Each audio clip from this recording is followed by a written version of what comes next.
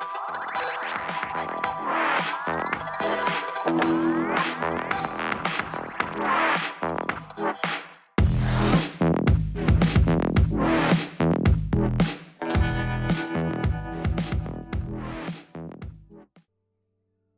guys, it's Shlomi Arbeitman, and today we're gonna talk about the upcoming event in Total War Arena.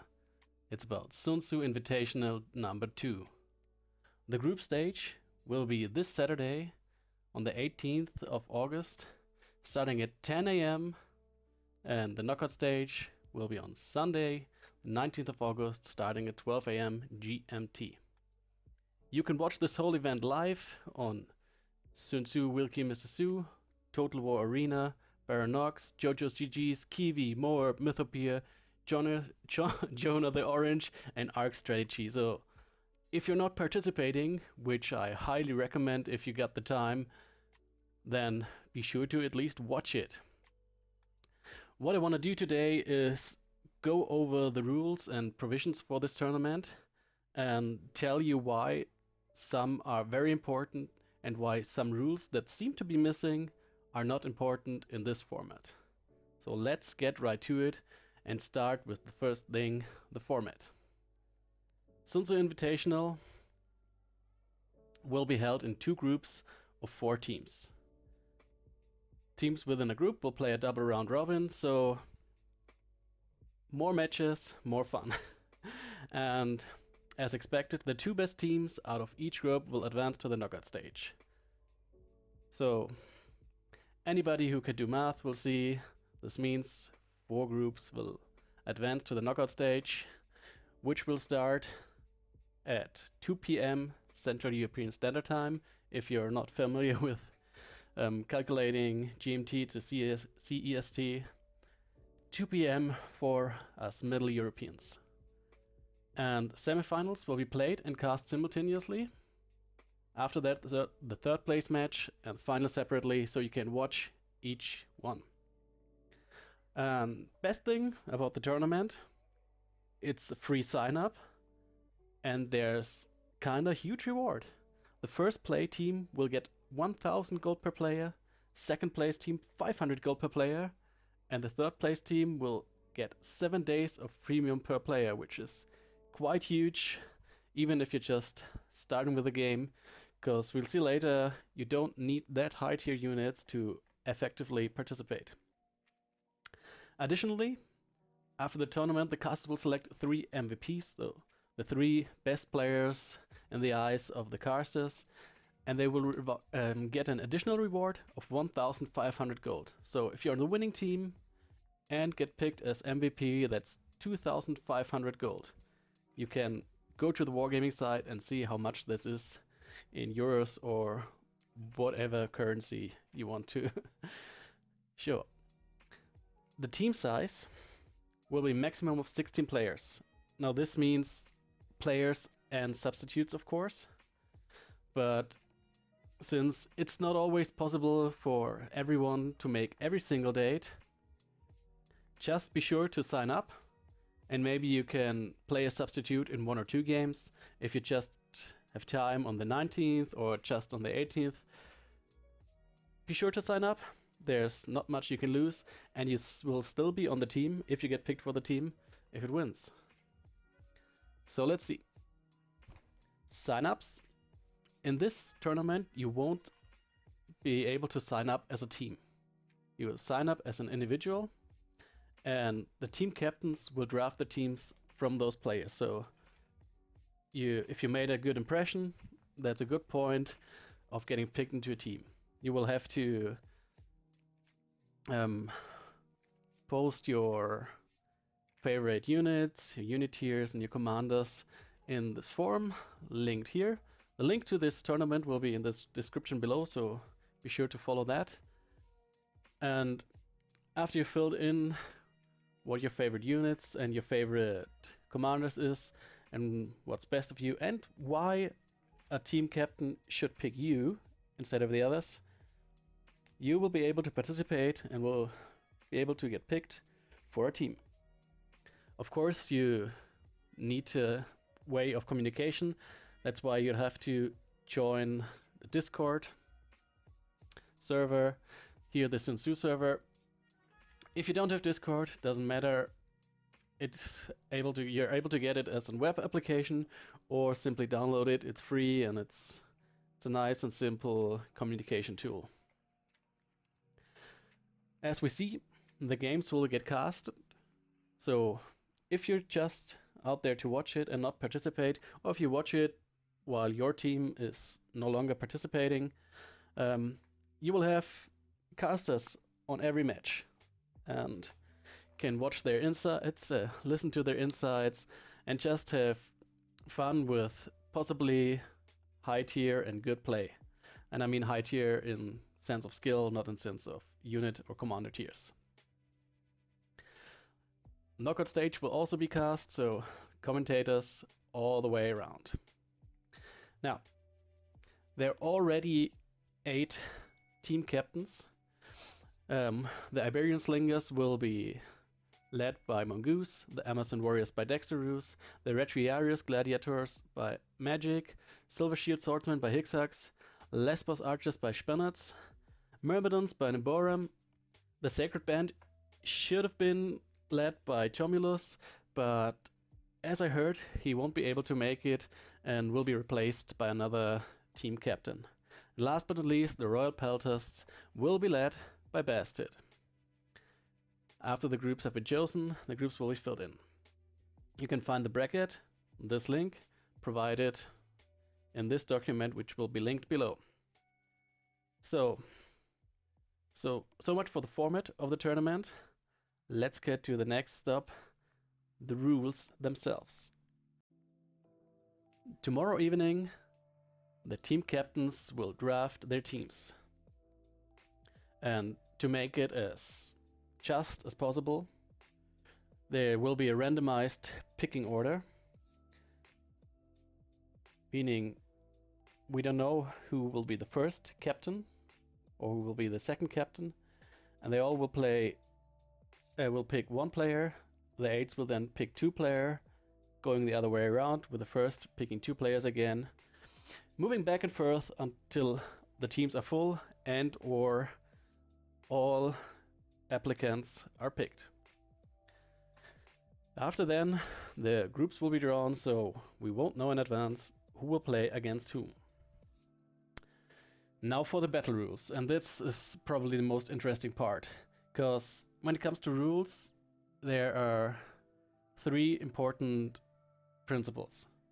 First off, every rule that's implemented has to be suitable to achieve the goal it wants to achieve.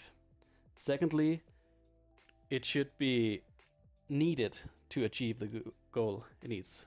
And last but not least, it should be the least or the smallest possible intrusion into the freedom of do whatever the player wants. So we got battle size 8 versus 8, means compared to other tournaments quite a large amount of players. Battle time 15 minutes, the usual. And now the unit tier. It will be maximum of 7. So if you haven't reached the high tiers yet, if you're only tier 7, if you haven't reached tier 8 to 10, you can still participate. Just sign up and go for it. The map will be predetermined every round, and there is no heavy artillery allowed.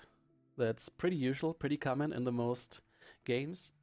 No stakes allowed, which is also very nice because, well, basically nobody wants to see gameplay where one team just boxes themselves into stakes or post stakes all around the map for other players running randomly into it.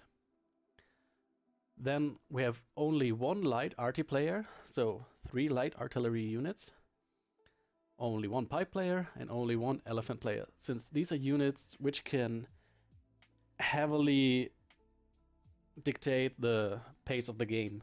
And if there's too much of one thing, the whole gameplay can be focused around very defensive or very hard to counter tactics. Which brings us to the next thing, the picking phase. Unlike other tournaments we have seen in the past, some of the other tournaments we've seen in the past, we will have a picking phase, a draft phase, if you want so, the term coming from usual MOBAs.